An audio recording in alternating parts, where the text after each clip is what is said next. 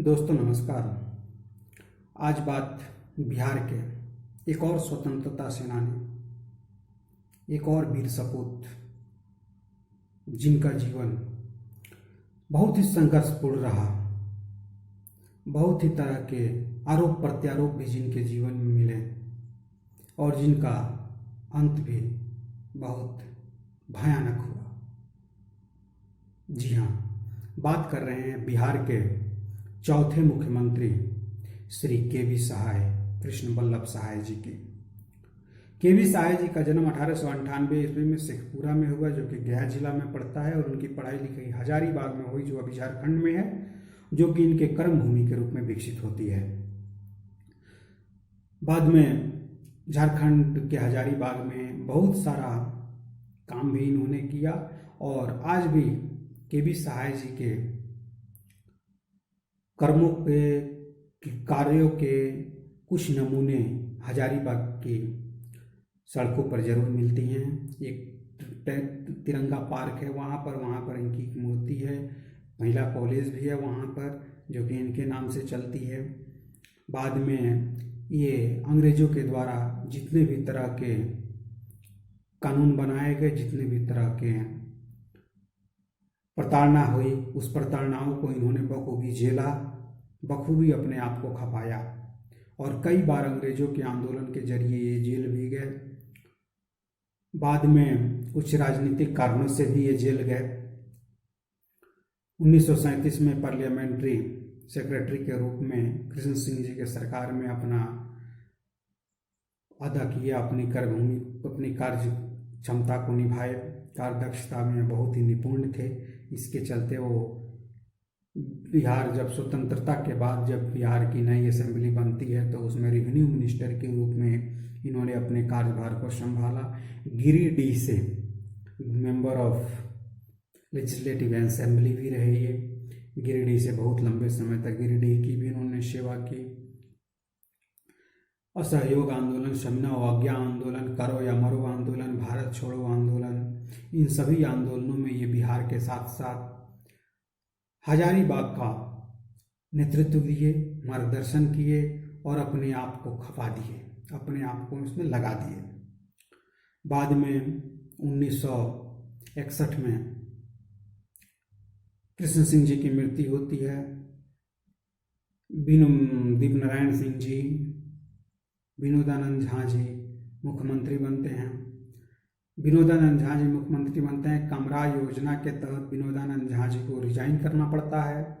विनोदानंद झा जी जब रिजाइन करते हैं तब वहाँ पर 1963 ईस्वी में मुख्यमंत्री पद की जो रिक्तता आती है उसको पूरा करने के लिए के.वी. सहाय जी का नाम आता है। के.वी. सहाय जी इसके पहले भी जेपी के चिट्ठी से कृष्ण सिंह जी के द्वारा एक प्रसंग मैंने आपको सुनाया था, ये वहीं के.वी. सहाय हैं जो एक चिट्ठी लिखते हैं। लेकिन कौन जानता था कि इतने कम समय के बाद में जिस आदमी की पैरवी जेपी करते हैं वो आदमी खुद मुख्यमंत्री के रूप में जाएगा। तो जिस दिन इनकी ये सब मीटिंग हो रही थी उस दिन वीर चंदन पटेल जी ने अपना टोपी उछाल दिया था। फिर उसके बाद वहाँ के उस समय के तत्कालीन शिक्षा मंत्री जो विनोदानंद झा जी के कैबिनेट में शिक्षा मंत्री थे, सत्येंद्र नारायण सिंह जी ने इनके नाम का प्रस्ताव रखा और ये मुख्यमंत्री के रूप में इनका चयन होता है। लेकिन शपथ ग्रहण के लिए 2 अक्टूबर 1963 गांधी जयंती के दिन को चुना जाता है।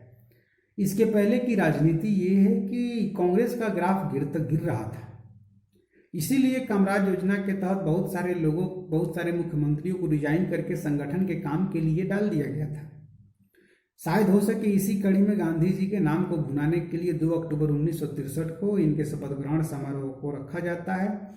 1963 से 1967 तक एक मुख्यमंत्री रहते हैं। 1963 से 67 के बीच या पहले जब ये रेवेन्यू मिनिस्टर के रूप में काम कर रहे थे, इन्होंने जमींदारी प्रथा के खिलाफ जो श्री कृष्ण सिंह जी का मुहिम था उसके क्रियान्वयन के लिए इन्होंने सब कुछ किया। आज के नेताओं की तरह नहीं, आज के नेता जो समाज के हैं, जो जाति के लिए हैं, उसके लिए अपने आप को खपा देते हैं। लेकिन ये लोग नहीं, जमींदारी प्रथा का एवोल्यूशन हुआ, आप सभी जानते हैं, लेकिन उसमें जो एवोल्यूशन करने वाले लोग थे, जमींदारी प्रथा को जो हटाने वाले लोग थे, उनमें बहुत सारे लोग खुद भी जमींदार थे। इस बात को नकारा नहीं जा सकता है कि वो लोग समाज के लिए जीते थे, समाज के लिए उन्होंने सब कुछ अपना किया है। इसके चलते इनको बहुत आगे कठिनाई भी झेलनी पड़ी, क्योंकि जो रामगढ़ राज था, रामगढ़ जो क्षेत्र था, वहाँ के जमींदार लोग जो थे इनसे नाखुश रहा करते थे। बाद में उनकी जो हत्या होती है या उनकी दुर्घटना होती है, उसमें भी उसका जिक्र होता है। लेकिन 1963 से 1967 के बीच इन्होंने जो भी काम किया बिहार के लिए, जैसे कुछ महत्वपूर्ण काम इन्होंने जैसे किए हैं, जैसे बरौनी का जो प्लांट हो गया, रिफाइनरी हो गया, या सैनिक स्कूल हो गया, या महिला कॉलेज। सोचिए उस जमाने में 1963 1965 ईस्वी में महिलाओं के लिए एक अलग विद्यालय की मांग करना, एक अलग विद्यालय की रूपरेखा तैयार करना और आगे की ओर बढ़ना, ये साधारण बात थी? नहीं, लेकिन उन्होंने किया। लेकिन कांग्रेस के राजनीतिक प्रतिद्वंदिता के चलते उनके ऊपर भ्रष्टाचार के आरोप भी लगे, वो जेल भी गए। 1967 में कुछ चुनाव भी हार जाते हैं, लेकिन अपने आप को कभी पीछे नहीं रखा। बहुत बार उनके इस आरोपों में सच्चाई भी पाई गई, कुछ हद तक वो सच्चाई भी पाई गई। 1967 में चुनाव हार जाते हैं, 1974 में फिर से वो चुनाव जीतते हैं, बिहार विधान पार्षद के सदस्य बनते हैं। 1974 में बिहार विधान पार्षद के चुनाव जीतने के बाद सदस्य तो बन जाते हैं, लेकिन एक भयानक सड़क दुर्घटना में इनकी मौत हो जाती है। दुर्घटना है या सुनियोजित घटना है, ये भी एक जांच का विषय रहा होगा। कितनी हुई, कितनी उस समय की सरकारों ने किया, ये नहीं माना जा सकता, लेकिन राजनीतिक गलियारों में इसकी भी हलचल होती है कि ये चीजें जो हुई हैं ये दुर्घटना नहीं, एक सुनियोजित घटना थी। एक ट्रक के द्वारा इनके एम्बेसडर कार को धक्का मारा जाता है और बुरी तरह से लहूलुहान कर दिया जाता है। 1974 में ही बिहार विधान पार्षद का चुनाव जीतते हैं और 1974 में ही कथित सड़क दुर्घटना में इनकी मौत हो जाती है। ये अनुग्रह नारायण सिंह जी के कर्तव्यों का और उनके समर्थक रहे। एक बार का ये किस्सा आता है कि जब ये सदस्य अनुग्रह नारायण सिंह और श्री कृष्ण सिंह जी में जो प्रतिद्वंदिता थी, उसमें ये अनुग्रह नारायण सिंह जी का समर्थन करते थे। लेकिन उस समय से जब कांग्रेस का ग्राफ गिरने लगा, जब राजनीतिक में अनदर पार्टियां जो छोटी दल हैं जो आगे बढ़ने लगे, तब से लेकर के और आगे चलकर ये जो भी किए उससे आगे की सरकारों ने नहीं बढ़ाया और समाज के लिए इन्होंने अपने आप को गंवाया। समाज को अगर ये आगे नहीं किए रहते, अगर जमींदारी प्रथा इन्होंने रूपरेखा तैयार नहीं की होती, तो इनकी मौत उतनी भयानक नहीं होती।